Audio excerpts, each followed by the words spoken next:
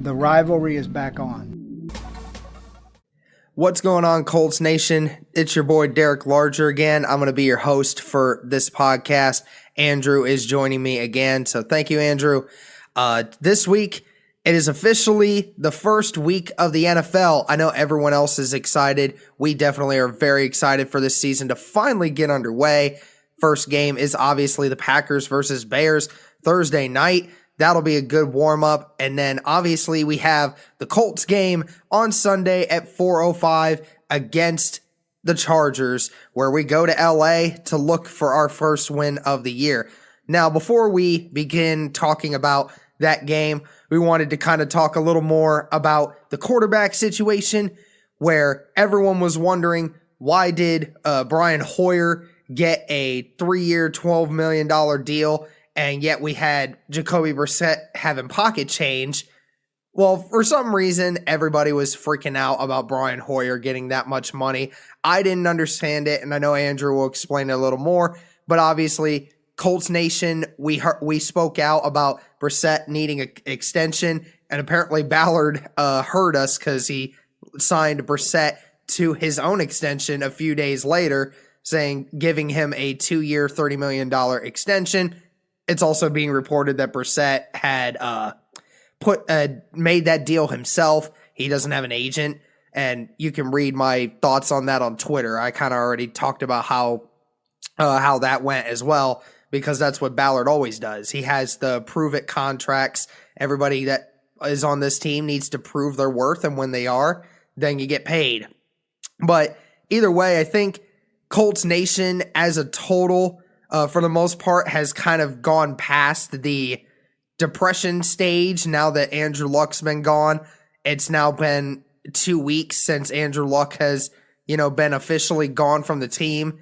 And now everybody's kind of had time to kind of get their emotions out, get some clarity, and seeing as what this team and Chris Ballard have said about Jacoby Brissett and how they trust him. They know that he's going to come in and he's going to do just fine, and this team is going to do just fine, has made me feel a little bit better about Jacoby Brissett as total, thinking of some realistic expectations for him, about some of the numbers that he could put up, which definitely will be okay, I think. And then obviously getting Brian Hoyer as a backup to back him up, and then Chad Kelly possibly coming back in 2 weeks after his suspension. We'll have a good quarterback room. But Andrew, I just wanted to ask you, in regards to, Jacoby Brissett and Brian Hoyer, how much more confident are you now in what Jacoby Brissett, Brian Hoyer, this quarterback group can do? And more importantly, what do you think Brissett can do for this team going forward now? You bring up some very valid points, Derek, but I'm going to start with the Brian Hoyer contract, similar to yourself. It's a 3-year, $12 million deal, as most Colts fans know, with $9 million guaranteed. Let me just speak on this.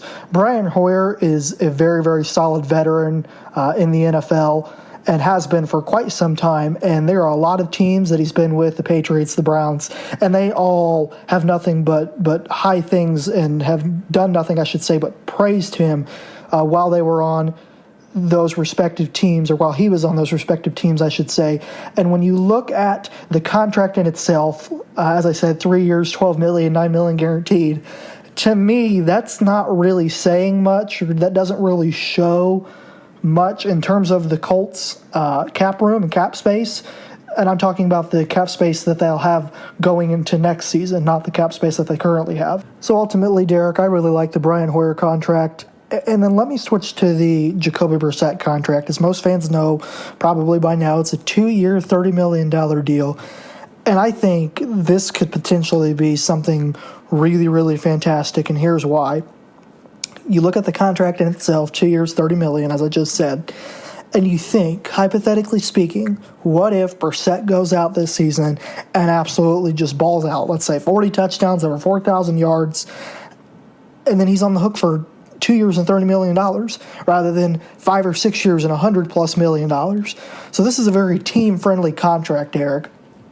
And I think it's going to, as I said, really benefit the Colts going forward if Brissett plays well. Then you look at it from the flip side of things too. even if he doesn't really play well and he kind of maybe underachieves or doesn't really exceed expectations or however you want to put it, the contract isn't something that's going to affect the cap quite a bit. Like I said, it's not one of those big contracts. It's 5 years, $100 million. It's a 2-year, $30 million deal. And like I said, if he doesn't play well or he kind of underachieves going into the season, or for the season, I should say, then you're not stuck for the next 4 or 5 years. You have the ability to, 2 years, $30 million, that's solid for a decent backup, and then we can look into the draft going forward if needed. Yeah, and now that we kind of talked a little bit about the quarterback situation, now let's get a little bit into week 1 against the Chargers. Now, this has been a bit of a roller coaster for me emotionally when it comes to this game. When I first saw the Colts schedule and I saw this game, immediately I came out and said that we were going to lose this game because the Colts always seem to struggle early in seasons. And that's not just an Andrew Luck thing. That's just kind of how it's been over the last 10 years. And going on the road to LA to play a very good team in the Chargers in their own place definitely is a tough challenge for any team that comes in. But now that we've seen over the offseason some of the obstacles that have come in the way of the Chargers, I'm as confident now about this team possibly winning this game as can be. Because obviously we know that Melvin Gordon is obviously not going to play. Melvin Gordon is still searching for that trade opportunity, which a lot of people keep seeming to think it's going to be the Colts. There is no way that Chris Ballard's going to make that deal for as much money as Melvin Gordon wants. Sorry, just not going to happen. Especially he's not giving up a first-round pick for a running back. No way. And sorry, I got off topic there. But now we also know that some of their offensive linemen are out. We know that Derwin James, their star young safety, is out for this game as well. I think they even had a defensive lineman that's going to be out too. So they are banged up. This is a Chargers team that is going to come into this game banged up. They are going to obviously struggle on the offensive line. They're going to, and with their number one running back not playing, their number one safety not playing, and a couple of O-linemen not playing, there are a bunch of guys that are going to have to step up, and we're going to talk about that here in a minute. But in regards to the winning aspect of this game, it's hard for me to still sit here and say, I will say this, and I'll say it openly. If Andrew Luck was leading this team, I would be pretty confident that we could go in and win this game week 1. I'm just going to say that, Colts Nation. And as much as we don't want to talk about it, I think that's true for everyone that wants to think about it. Just with Brissett right now, I don't know where this offense is right now. Further down the field or further down the line in the season, we'll know just how good Jacoby Brissett has been and how efficient Jacoby Brissett will be, but it's still going into a hostile place. Jacoby Brissett's first start of the season. We just don't know how the offense is going to look. So it's hard for me to sit here and say that I think the Colts are going to win because truthfully, as much as I want to say they will win, I don't believe that they will win in this situation because I still know how good the Chargers can be because they still have Austin Eckler out of the backfield, who's a pass-catching running back for certain. They're going to have Keenan Allen. You still have Phillip Rivers, who has the ability to throw the ball as many times as he wants. We know that's what the Chargers are going to do. The Chargers are going to want to throw the football probably 50 or 60 times in that game, to be completely honest with you, with how bad their offensive line looks. I could easily see Rivers throwing the ball 50 times because he has a lot of those games under his repertoire. And even with Derwin James being out in the secondary, this Chargers team is still full of good pass rushers. Just hopefully our offensive line is up to the task. Now, in regards to the win or the loss, I do think that the Colts have a chance to win this game. I still think they do. I think they come in and they play a really good game. But ultimately, I just have seen so many games start out the same way over the last 7 years with this Colts team that I just don't know if I can definitively sit here with confidence and say they're going to win this game, even though the more complete roster, you could probably say it's the Colts at the moment, but just with the top end talent that the Chargers have and being at home, I think ultimately they still have the edge. But of course, I'm still going to be rooting hardcore for them. And I think that this Colts team does have a chance. And I really am hoping they prove me wrong. So, Andrew, what are you looking at? Or do you think the Colts are going to win this game, or do you think they're going to lose? Those were some very solid points, Derek. However, I'm going to go in the opposite direction here. I think that the Colts have the chance to go in and absolutely beat the brakes off the Chargers. And some of you might be scratching your heads and think that I'm the craziest person on the planet right now. Allow me to explain myself. Let me start with the position groups for the Colts and Chargers. When you break it down, other than quarterback and maybe the secondary, specifically the safeties, the Colts have the better roster. They have the better offensive line. It's not even close. They have the better receiving core. Yes, I'm saying T.Y. Hilton and Paris Campbell and Devin Funchess, and that includes the tight ends, is better than Keenan Allen and Mike Williams and Hunter Henry. Call me crazy. They're better. And they're not better because of who they are as players. They're better because of the offensive scheme. They're better because of Frank Reich as a coach and the way that he's able to scheme them open and uplift their game. And then you go to the defensive side. No Derwin James. The linebacking corp is very suspect for the Chargers. And the defensive line with Jerry Tillery, the rookie, Brandon Mebane, Joey Bosa, and Melvin Ingram, although it was extremely solid, again, in my opinion, you're going up against the best offensive line in football statistically last season, who allowed, remember, just 18 sacks last season. Remember, the other thing, too, they went, I think it was 5 games, without allowing a sack. That's unheard of. That just doesn't happen. So ultimately, Derek, I think if the Colts defensive line does its job with Denico Autry, with Kamoko Toure, with Ben Banagoo, with the linebackers and E.J. Speed and Darius Leonard and Anthony Walker, it'll allow the secondary to do its job. And ultimately, like I said, I think the Colts have a chance to really go in to Los Angeles on Sunday afternoon and shock a lot of people. Those are some good points, Andrew. And one thing I did want to mention is I want to kind of talk about which position groups are the most important for a win in this game specifically.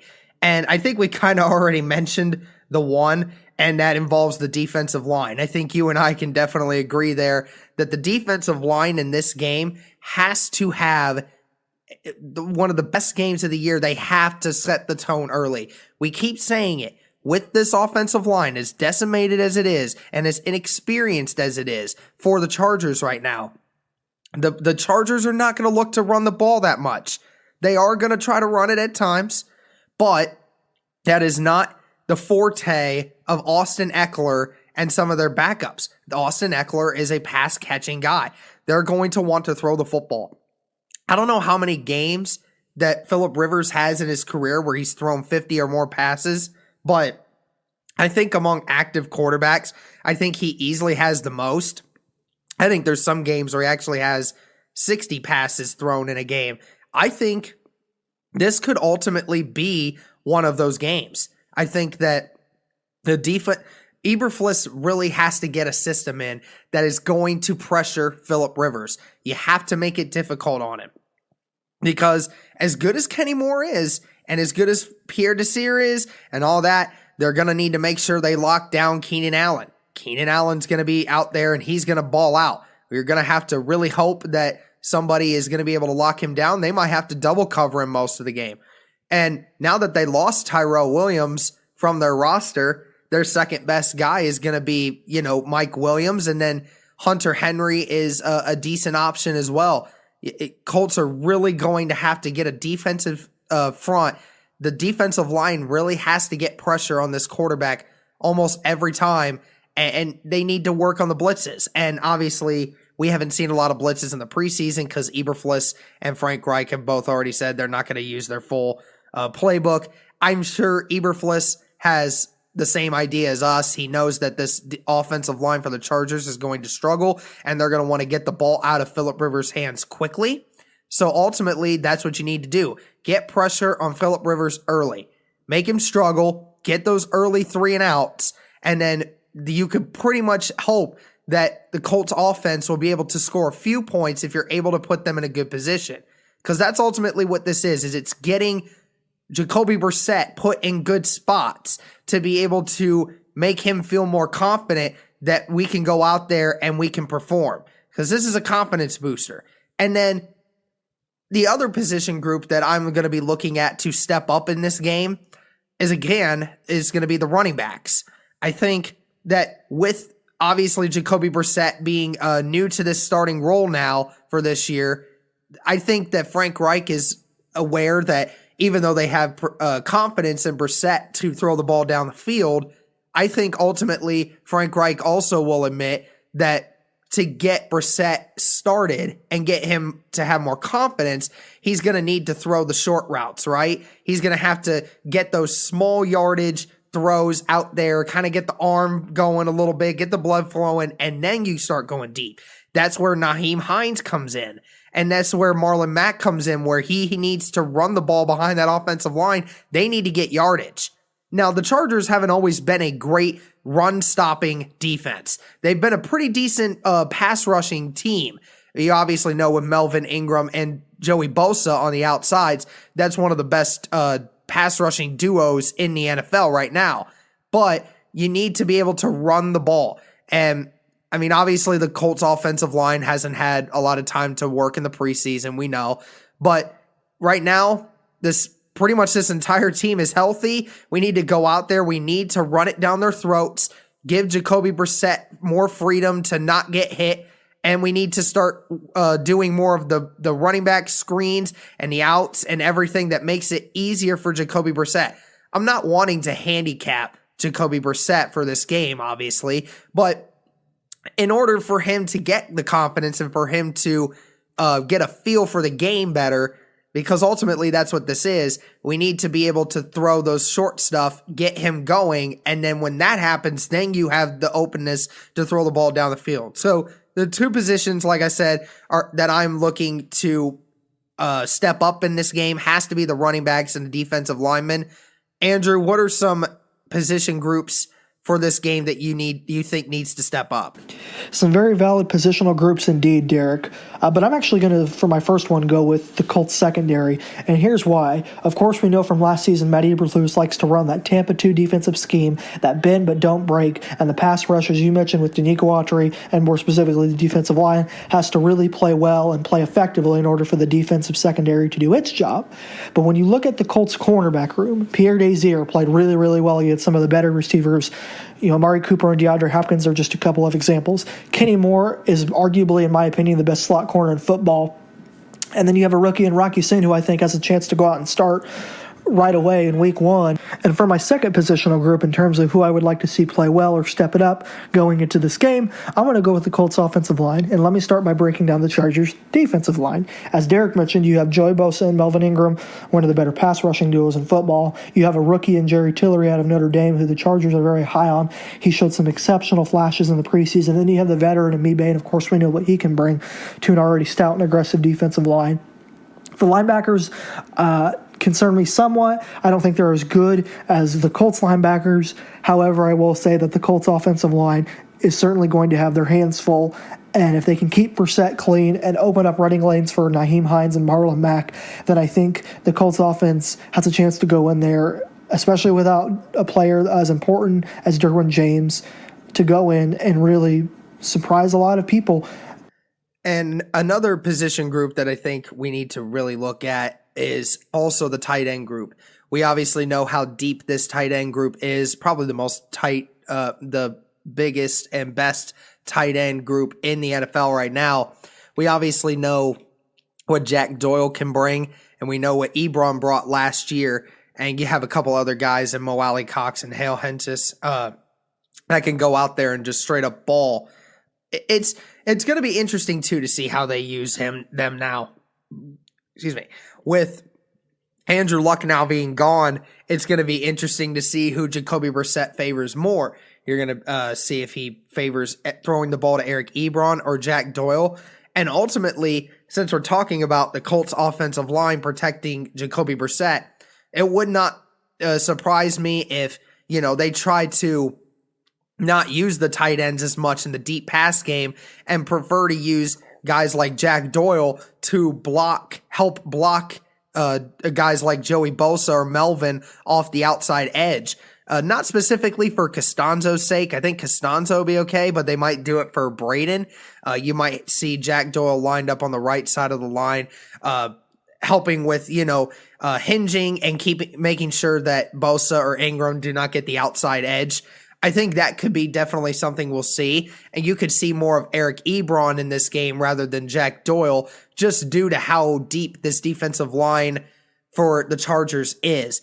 Like I said, if we can stop this defensive line, if we can keep them from getting pressure to Brissett, and we can block them, then and the linebacker position for the Chargers is not very good.